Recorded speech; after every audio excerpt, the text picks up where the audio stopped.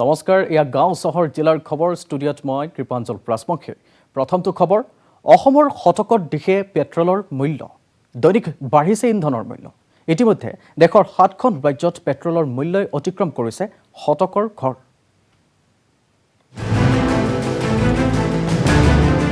অসমতো চেঞ্চুৰী কুবাওঁ ১০০ টকীয়া হোৱাৰ দিশে পেট্ৰল। দেশৰ ৭খনৰো অধিক ৰাজ্যত অতিক্ৰমিলে শতক। সংকটৰ পাছত সংকট। কৰোনা সংকটৰ মাজতে ইন্ধনৰ ধাৰাবাহিক মূল্যবৃদ্ধিয়ে অতিষ্ঠ কৰিছে সৰ্বসাধাৰণ জনতাক। চৰকাৰেতো জানিব লাগে যে মানুহৰ পৰিস্থিতি বহুত বেয়া হৈ আছে, কাম নাম চব বন্ধ হৈ আছে। যদি এই অৱস্থাত যদি পেট্ৰল ডিজেল দাম বঢ়াই দিয়ে আৰু মানুহবিলাকতো চলিব খোৱাটো ইমান প্ৰব্লেম হৈছে, মানুহৰ আৰ্থিক অৱস্থা খুব বেয়া হৈছে, মানুহৰ চবফালে অসুবিধা হৈছে। গুৱাহাটীত প্ৰতি লিটাৰ পেট্ৰলৰ মূল্য চলে ৯৪ টকা ৫৬ পইচা। তিনিচুকীয়াত প্ৰতি লিটাৰ পেট্ৰলৰ মূল্য ৯৪ টকা ৮০ পইচা। হাইলাকান্দিত ৯৫ টকা ৩৬ পইচা হ'ল প্ৰতি লিটাৰ পেট্ৰলৰ মূল্য।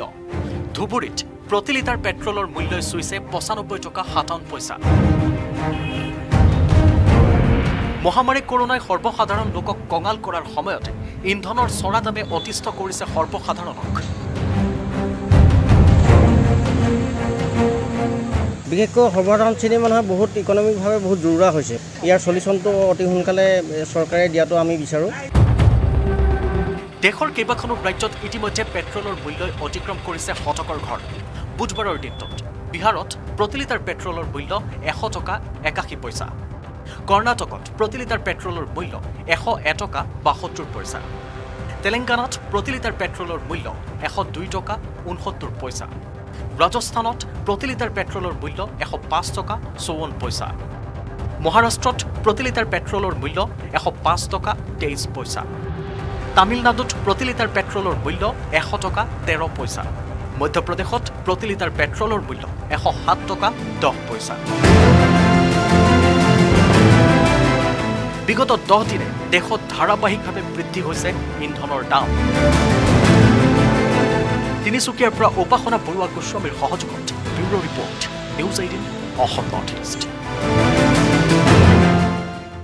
মহিলাক বিবস্ত্ৰ কৰি ৰাজহুৱা স্থানত অত্যাচাৰ। এই ঘটনা সংঘটিত হৈছে বঙাইগাঁও জিলাৰ অভয়াপুৰীৰ আমবাৰী বজাৰত। মহিলাগৰাকীৰ বিৰুদ্ধে চুৰিৰ অভিযোগ। ঘটনা সন্দৰ্ভত আৰক্ষীয়ে গ্ৰেপ্তাৰ কৰিছে অভিযুক্ত ইছমাইল হুছেইন আৰু জাহানুদ্দিন প্ৰামাণিকক। বঙাইগাঁৱৰ অভয়াপুৰীত জঘন্য কাণ্ড। সভ্য সমাজক লজ্জানত কৰি অভয়াপুৰী আমবাৰী বজাৰত এগৰাকী মহিলাক বিবস্ত্ৰ কৰি লাঠিৰে নিৰ্মমভাৱে প্ৰহাৰ চলালে এইজন বৰ্বৰ লোকে। এই জঘন্য কাণ্ড বজাৰত থকা বহু লোকে বাধা দিয়াৰ সলনি চাই ৰল নীৰৱে। কোনোৱে মোবাইলেৰে সংগ্ৰহ কৰা দৃশ্য ভাইৰেল কৰিলে ছ'চিয়েল মিডিয়াত। মহিলাগৰাকীক নিৰ্যাতন চলোৱা এই ব্যক্তিজন অভয়াপুৰীৰ কাছাৰীপেটীৰ মুখিয়াল ইছমাইল হুছেইন। ঘৰৰ পৰা কিবা সামগ্ৰী চুৰি কৰি অনা বুলি অভিযোগ তুলি ইছমাইল হুছেইনে এই মহিলাগৰাকীক খেদি খেদি বজাৰলৈ আনি এইদৰে মাৰপিট কৰে। গাঁৱৰ মুখিয়াল আৰু গাঁৱত হেৰি কৰে, বিচাৰ টিচাৰ কৰে, এনেকুৱা কৰে। এই মহিলাগৰাকীক বিবস্ত্ৰ হৈ আছিল। এনেকুৱা বজাৰৰ মাজত যিটো কাম কৰিছে আচলতে সেইটো নিন্দনীয় কাম। আইনৰ দৃষ্টিত সেইটো ধৰা পৰিছে। আইনে অভয়পুৰী আৰক্ষী বিষয়াসকলে গৈ সেই মহিলাগৰাকীক এতিয়া অভয়পুৰী থানালৈ আহিছে আৰু যিজন মানুহ সেই মহিলাগৰাকীৰ ওপৰত অত্যাচাৰ কৰিছিল সেই মানুহ দুজনকো কৰায়ত্ব কৰি অভয়পুৰী থানালৈ লৈ আহিছে। এই ভিডিঅ' ভাইৰেল হোৱাৰ পিছতেই আৰক্ষীয়ে ইছমাইল হুছেইন আৰু আমবাৰীৰ জাহানুদ্দিন প্ৰামাণিকক গ্ৰেপ্তাৰ কৰে। বঙাইগাঁৱৰ পৰা Upananda Sharma, news ১৮ Assam north east. দুৰ্নীতিৰ বিৰুদ্ধে শূন্য সহনশীলতাৰ নীতি লোৱা প্ৰাক্তন মুখ্যমন্ত্ৰী সৰ্বানন্দ সোণোৱাল চৰকাৰৰ কাৰ্যকাল বাঘবৰ সমষ্টিৰ অন্তৰ্গত মন্দিয়া ব্লকত দুৰ্নীতি সংঘটিত হোৱাৰ অভিযোগ উত্থাপিত হৈছে। পথ নিৰ্মাণত হোৱা দুৰ্নীতিৰ অভিযোগত মুখ্যমন্ত্ৰীৰ বিশেষ নিৰীক্ষণ কোষৰ জালত পৰিল ৬ বিষয়া কৰ্মচাৰী। বিধায়ক পুঁজিৰ ধন আত্মসাৎ। মুখ্যমন্ত্ৰীৰ বিশেষ নিৰীক্ষণ কোষে চলালে অভিযান। জালত পৰিল বিষয়া অভিযন্তা সহ ৬জন অভিযুক্ত। বাঘবৰ সমষ্টিৰ বিধায়ক চেয়াৰমান আলীৰ সমষ্টি উন্নয়ন পুঁজিৰ ৬৫ লাখ টকাৰ হেৰফেৰ ঘটাই মুখ্যমন্ত্ৰীৰ বিশেষ নিৰীক্ষণ কোষৰ জালত পৰিল এই ৬ বিষয়া কৰ্মচাৰী। গ্ৰেপ্তাৰ হোৱা এই লোকসকলৰ মাজত আছে মন্দিয়া উন্নয়ন খণ্ডৰ অৱসৰপ্ৰাপ্ত খণ্ড উন্নয়ন বিষয়া যাদৱ চৌধুৰী, বৰ্তমানৰ মঙ্গলদৈ জিলা পৰিষদৰ মুখ্য কাৰ্যবাহী বিষয়া ইউছুফুৰ ৰহমান, মন্দিয়া উন্নয়ন খণ্ডৰ কনিষ্ঠ অভিযন্তা আইনুৰ ৰহমান, নিৰ্মাণ কমিটিৰ সভাপতি মুজাহিদুৰ ৰহমান, শাহজামাল আলী আৰু আব্দুৰ ৰাজাক। 14টা স্কিম আছিলে, তাৰে 65 লাখৰ মানে আধাতকৈও বেছি কামে নকৰিলে আৰু তেওঁলোকে আত্মসাত কৰিলে। এজন এতিয়া মঙ্গলদৈ জিলা পৰিষদৰ ডেপুটি CEO, তেখেত আগতে মানে BDO আছিলে মন্দিয়া ডেভেলপমেণ্ট ব্লকৰ, আৰু এজন আছিলে এতিয়া তেখেত ৰিটায়াৰ্ড, তেখেতো মন্দিয়া ডেভেলপমেণ্ট ব্লকৰ BDO আছিলে, এজন JE আছে, বাকি 3জন প্ৰেচিডেণ্ট কনষ্ট্ৰাকশ্যন কমিটি। ধৃত এই আটাইকেইজন বিষয়া কৰ্মচাৰী বিধায়ক শ্বেৰমান আলীৰ ঘনিষ্ঠ হোৱাৰ লগতে তেওঁৰ কাম কাজৰো তদাৰক কৰিছিল বুলি অভিযোগ উত্থাপন হৈছে। এনে পৰিপ্ৰেক্ষিতত তদন্তৰ আওতালৈ অহাৰ সম্ভাৱনা আছে বাঘবৰৰ বিধায়ক শ্বেৰমান আলীও। এতিয়া চৰকাৰী কৰ্ম মানে দৰমহা যদি চৰকাৰে দিয়ে, সেইটো প্ৰিভেনশ্যন অফ কৰাপশ্যন এক্টৰ মতে তেওঁলোক চৰকাৰী কৰ্মচাৰী ধৰা যায়। হয় হয়, চৰকাৰী। বিধায়ক শ্বেৰমান আলী আহিব পাৰে নেকি তদন্তৰ আওতালৈ কিবা কাৰণে? দেখা যাব ইনভেষ্টিগেশ্যনত। উল্লেখযোগ্য, বাঘবৰ সমষ্টিৰ অন্তৰ্গত মন্দিয়া উন্নয়ন খণ্ডত 2016-17 বিত্তীয় বৰ্ষত 14টা পথ নিৰ্মাণৰ নামত আবণ্টিত হৈছিল 65 লাখ টকা। কিন্তু কোনো কাম নকৰাকৈয়ে ইয়াৰে 25 লাখ টকা সৰকাই নিয়া বুলি বাঘবৰৰ একাংশ লোকে মুখ্যমন্ত্ৰীৰ তদাৰকী গোচৰত অভিযোগ দাখিল কৰিছিল। ইয়াৰ পিছতেই যোৱা 4 জুনত এক গোচৰ ৰুজু কৰি তদাৰকী গোচৰে আৰম্ভ কৰিছিল তদন্ত। বৰপেটাৰ পৰা নিৰঞ্জন দাসৰ সহযোগত Balen Bhattacharya, news 18 Assam north east. হাইলাকান্দিত অসমৰ লোকক আক্ৰমণ মিজু দুৰ্বৃত্তৰ। ঘটনাত আহত আনোৱাৰ হুছেইন বৰভূঞা নামৰ লোকজন। সীমান্তত গছপুলি ৰোপণ কৰিবলৈ গৈছিল লোকজনে। আহত আনোৱাৰ হুছেইন হাইলাকান্দিৰ বিলাইপুৰ প্ৰাথমিক চিকিৎসালয়ত তেখেতক ভৰ্তি কৰোৱা হৈছে। অসমৰ ভূমি মিজু লোকে দখল কৰাত আৰক্ষীয়ে বাধা দিয়াৰ বাবে মিজু দুৰ্বৃত্তই আক্ৰমণ চলায় বুলি অভিযোগ কৰিছে স্থানীয় ৰাইজে। ঘটনা জনাইছো হাইলাকান্দিত। এইবাৰ হাইলাকান্দিৰ অসমৰ লোকক আক্ৰমণ কৰিছে মিজু দুৰ্বৃত্তই। ঘটনাত আহত হৈছে আনোৱাৰ হুছেইন বৰভূঞা নামৰ এজন লোক। সীমান্তত গছপুলি ৰোপণ কৰিবলৈ গৈছিল তেখেতে। আহত আনোৱাৰ হুছেইনক হাইলাকান্দিৰ বিলাইপুৰ প্ৰাথমিক চিকিৎসালয়ত ভৰ্তি কৰোৱা হৈছে।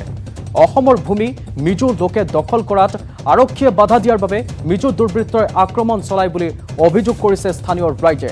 এবাৰ নাগালেণ্ডৰ পাছত মিজু লোকৰ আক্ৰমণ। হাইলাকান্দিত এগৰাকী লোকক আক্ৰমণৰ পাছতে তেখেতক চিকিৎসালয়ত ভৰ্তি কৰিবলগীয়া হৈছে।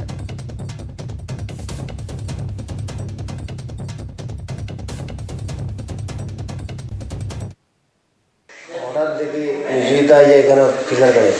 আচ্ছা, তখন তারা বাধা দিলাম আর কি, যে আমরা এখানে কিতালে ফিলার করে। ওই এগুলো তো লেবুর আর প্রসারিত থাকার জায়গাতে সব বাড়াইতে লাগবো। আচ্ছা, এখান থাকার জায়গা তখন এটা আমরা আসামও জায়গা পুরা জায়গা ফিরে হবো। এই কথা হইয়া 2টা বর্মাইয়া ছেলে আসলো আর 3টা মিজু আসলো। এরা তারা আমাদের মারামারি লাগাই দিছে। যাই হোক, কোনো মতে আমরা প্রাণ নিয়ে আমরা বাঁচিয়ে আই গেছি গিয়া। আলোচনা চলি আছে আমাৰ DCSPৰ, কিন্তু সমাধান হোৱা নাই। আপোনালোকে জানে আজিকালি মিজোৰামত কি হৈছে? মিজোৰামে যে বাৰ্মিজৰ এটা লিংক আছে, বাৰ্মিজ চুপাৰী আহে, বৰ্মাৰ পৰা মানুহবিলাক মিজোৰামত আহি এতিয়া অভাৱ হৈছে লেণ্ডৰ। সিহঁতে এতিয়া অসমৰ জমি দখল কৰি তাতে বসবাস কৰি আছে। তাতে বাগান বনাই আছে, চুপাৰী বাগান বনাই আছে, কমলাৰ বাগান বনাই আছে, লেবুৰ বাগান বনাই আছে, এই ৰেমা ঝাৰুৰ বাগান কৰি আছে। এইবিলাক কৰি আজি সেইবিলাক বাৰ্মাৰ পৰা মানুহ আনি আমাৰ অসমৰ মাটিত মিজোৰামে বহাই আছে। সেইটো আমাৰ মুখ্যমন্ত্ৰীয়ে এতিয়া পদক্ষেপ নিছে, আমাৰ জমিটো বাচিব। যদি আমাৰ এনেকা 3-4 পালে মিজোৰামে যেনেকা জবৰদখল কৰি আছে, আমাৰ আৰ কাটলিছড়া সমষ্টি না থাকে। কিন্তু মুখ্যমন্ত্ৰীয়ে যি পদক্ষেপ নিছে, আমি 100% চিয়ৰ এতিয়া কাটলিছড়া সমষ্টি বাচিব।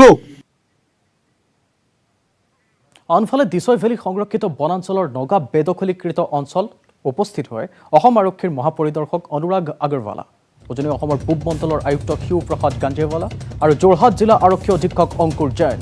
নাগালেণ্ড চৰকাৰৰ বিষয়াৰ লগত আলোচনাত মিলিত হৈছে অসমৰ আৰক্ষী বিষয়াৰ দলটো। শেহতীয়া খবৰ, দিছৈ ভেলী সংৰক্ষিত বনাঞ্চলৰ নগা বেদখলীকৃত অঞ্চলত উপস্থিত হৈছে অসম আৰক্ষীৰ মহাপৰিদৰ্শক অনুৰাগ আগৰৱালা, উজনি অসমৰ পূব মণ্ডলৰ আয়ুক্ত শিৱ প্ৰসাদ গাঞ্জেৱালা আৰু যোৰহাট জিলা আৰক্ষী অধীক্ষক অংকুৰ জৈন।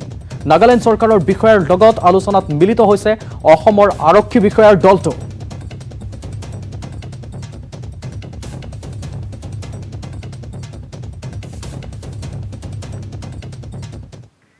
আজি 30 জুন 1999 চনৰ আজিৰ দিনটোতে কাৰ্গিল যুদ্ধত দেশৰ কাৰণে প্ৰাণ বিসৰ্জন দিছিল গোলাঘাটৰ খুমটাইৰ সন্তান বীৰ শ্বহীদ কেপ্টেইন জিন্তু গগৈয়ে। শ্বহীদগৰাকীৰ মৃত্যু তিথিত খুমটাইস্থিত শ্বহীদগৰাকীৰ সমাধি ক্ষেত্ৰত স্মৰণ কৰিলে পৰিয়ালবৰ্গই।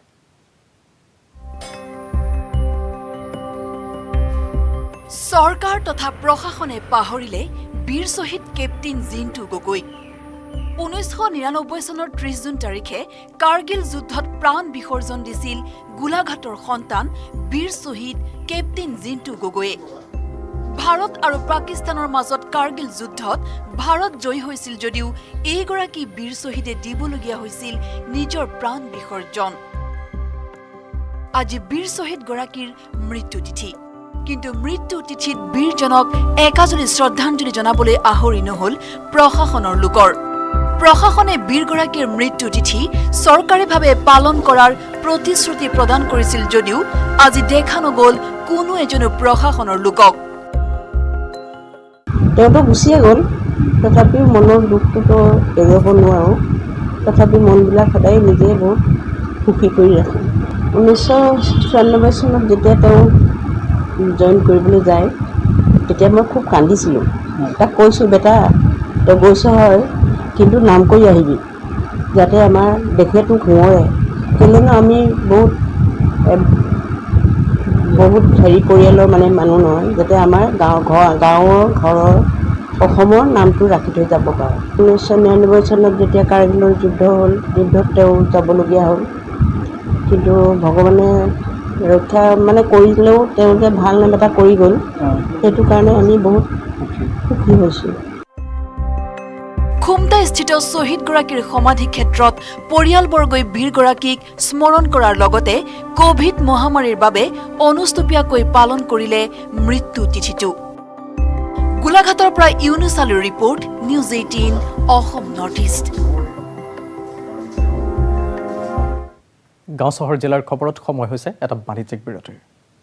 মাইথান ষ্টীল ইমান ষ্ট্ৰং যে 20% কমকৈ লাগে। ষ্ট্ৰং আৰু বুদ্ধিয় মাইথান নিৰ্মাণৰ মানদণ্ড।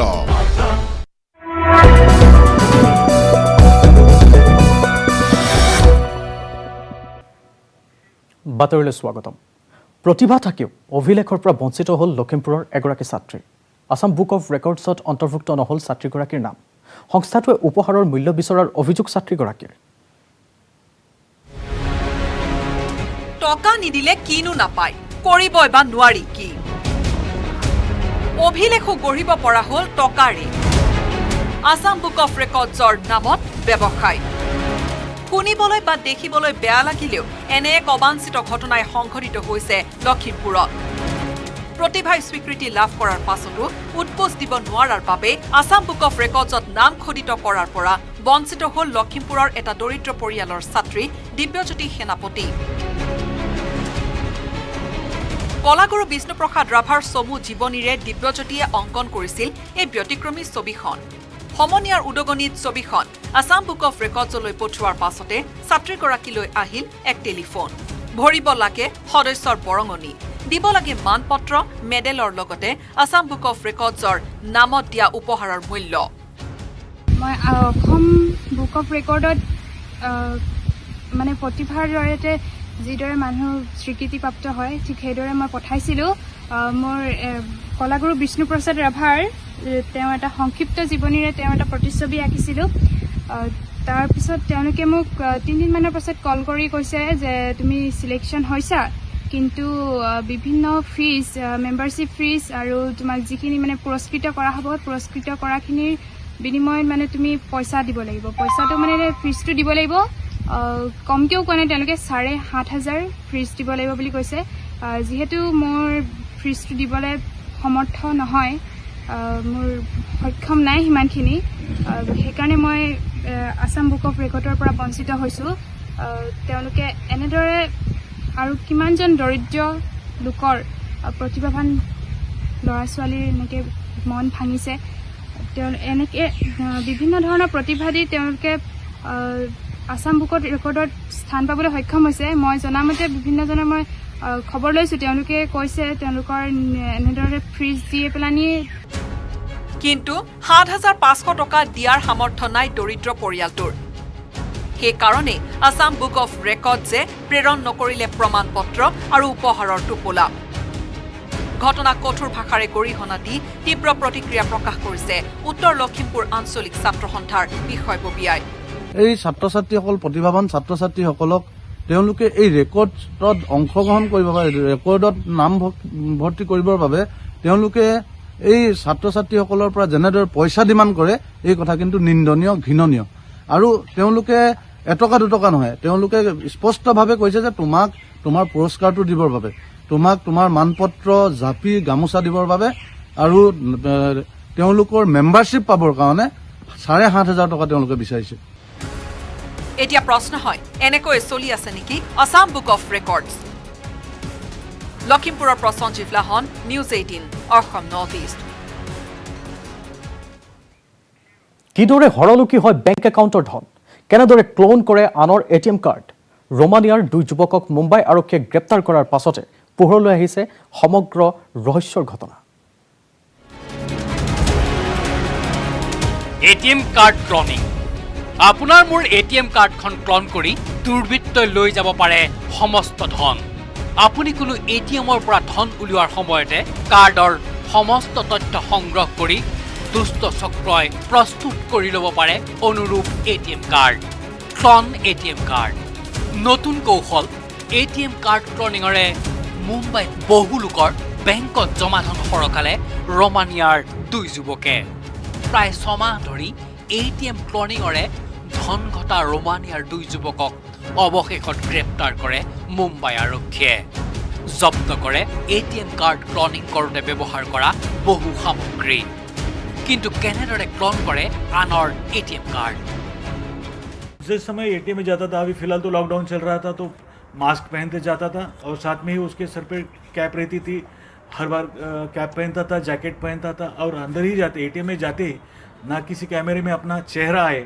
ना कोई अपने को देख पाए इसी तरह से उसका व्यवहार रहता था ताकि अंदर गया तो ऐसा नीचे मुँह करके रहता था और उसकी पर्सनैलिटी और उसको देख के किसी को शक भी नहीं आता था ताकि वो एक्चुअली वो तो फॉरेनर মিউৰুচিনেল শিক্ষাগত অৰ্হতা মেকানিকেল ইঞ্জিনিয়াৰিং মিউৰুচিনেলে এটিএম কাৰ্ড ক্লনিং কৰোঁতে এটিএমত বন্দী হোৱা চিচিটিভি ফুটেজেয়া এটিএমত এটা মাইক্ৰ' কেমেৰা আৰু এখন মেগনেটিক চিপ আগতীয়াকৈ স্থাপন কৰি থয় মিউৰুচিনেলে আৰু সেই এটিএমত কোনো লোকে এটিএম কাৰ্ড ব্যৱহাৰ কৰিলে মেগনেটিক চিপে সংগ্ৰহ কৰি লয় কাৰ্ডখনৰ সমগ্ৰ তথ্য और সেই তথ্যৰে প্ৰস্তুত কৰি পেলাই এখন নতুন ATM card clone ATM card sheet को कट करके वो एटीएम के अंदर लगाने वाला कैमरा डिवाइस बैटरी वो सब कुछ उसमें एटीएम मशीन में फिट करता था फिर एक चिप है जो रीडर कहते हैं उसे वो रीडर जहाँ से हम पैसे निकालते हैं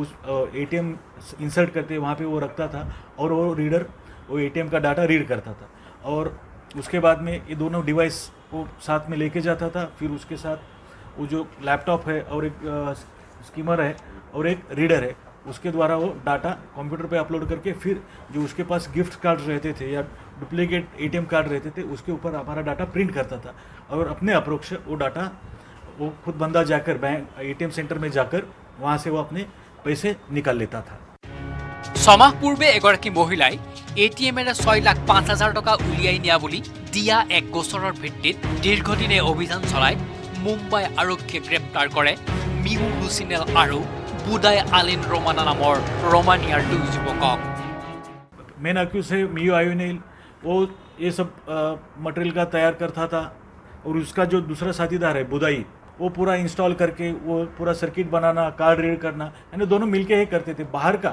आउटडोर में ज़्यादातर यही रहता था। मियो आईनिल अभी फिलहाल चल रही तहकीकात, उसमें पता चलेगा कहाँ कहाँ से पैसे निकाले हैं, कहाँ कहाँ कंप्लेनेंट पहुँचे हैं। ভাৰতলৈ আহি অসৎ উপায়ে ধন উপাৰ্জন কৰি অহা ৰোমানিয়াৰ দুই দুৰ্বৃত্তক মুম্বাই আৰক্ষীৰ গ্ৰেপ্তাৰে পোহৰলৈ আনিলে আপোনাৰ মোৰ বেংকত থকা ধন হৰলৈকে হ'ব পৰা আন এক নতুন কৌশল ATM card cloning. News desk report, news 18 Assam north east. বিজেপিৰ ৰাষ্ট্ৰীয় সভাপতি JP নড্ডাৰ বিৰুদ্ধে সৰব সাংসদ গৌৰৱ গগৈ সমালোচনাৰ পৰিৱৰ্তে কংগ্ৰেছ কৃতজ্ঞতা পোৱাৰহে যোগ্য বুলি মন্তব্য কৰি সাংসদ গগৈয়ে কয় যে বিগত বৰ্ষত লকডাউনৰ সময়ত কংগ্ৰেছেহে ঘৰলৈ পঠোৱাৰ ব্যৱস্থা কৰিছিল আবদ্ধ শ্ৰমিকক। কোভিড নিয়ন্ত্ৰণক লৈ চৰকাৰৰ সফলতাৰ ওপৰতো প্ৰশ্ন উত্থাপন কৰে সাংসদজনে। জনাইছো আৰু এবাৰ বিজেপিৰ ৰাষ্ট্ৰীয় সভাপতি JP নড্ডাৰ বিৰুদ্ধে সৰব হৈছে সাংসদ গৌৰৱ গগৈ।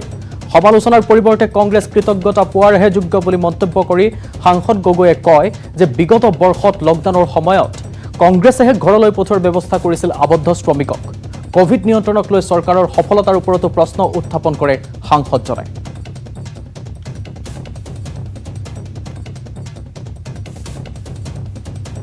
ডাঙৰীয়াক অসমৰ চৰকাৰক ভালদৰে কাম কৰিবলৈ পৰামৰ্শ দিব লাগিছিল। তেওঁ অপপ্ৰচাৰ কৰিবলৈ আৰম্ভ কৰিলে, দেখাবলৈ বিচাৰিলে যে কংগ্ৰেছ একো কৰা নাই। JP নড্ডা ডাঙৰীয়া পাহৰি গ'ল কি যেতিয়া যোৱা বছৰ যেতিয়া সমগ্ৰ ভাৰতৰ ভিতৰত শ্ৰমিকসকলৰ অৱস্থা বেয়া আছিল, তেওঁলোকে ঘৰলৈ আহিবলৈ বাছ পোৱা নাছিল, ট্ৰেইন পোৱা নাছিল, তেতিয়া প্ৰত্যেক ৰাজ্যৰ কংগ্ৰেছ দলে শ্ৰমিকসকলক নিজৰ ঘৰলৈ আহিবলৈ সহায় কৰিলে।